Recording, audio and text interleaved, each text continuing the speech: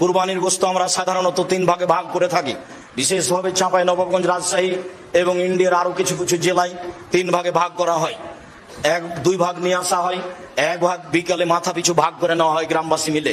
আসলে এই পদ্ধতি হারাম না হলেও তা পছন্দনীয় নয়।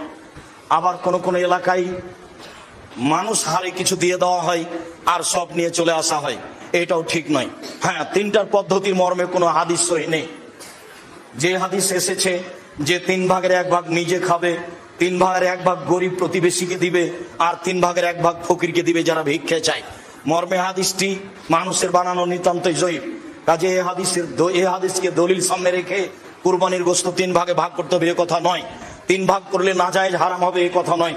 তবে আমরা পছন্দ মনে করি 3 ভাগের 1 ভাগ যে দিয়ে এসেছেন, 10-এর মধ্যে এটা দিয়ে এসেছেন, যাক ওটা ভাগ করে নে করা যারা কুরবানি দেয়নি। আমার এক চাচা বলছেন, আব্দুল রাজ্জাক তাহলে তো ওদেরই গোশত বেশি হয়ে যাবে। তো তাতে কি আছে, ওদের গোশত যদি বেশি হয় হোক, কিন্তু 3 ভাগের 1 ভাগ দিয়ে এসেছেন আর নিতে যাবেন কেন?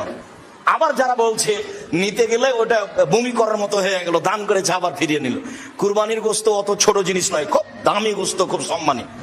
দিয়ে এসেছে আবার নিতে গেলে সেটা ওই বমন হয়ে গেল, এই কথা বলা যাবে না। কুরবানির গোশতের উপর এরকম কোনো মন্তব্য করা ঠিক নয়। কুরবানি যেমন খুব দামি পশু, কুরবানির গোশত তেমন দামি জিনিস। একে ফকির মিসকিনকে দিতে শিখতে হবে।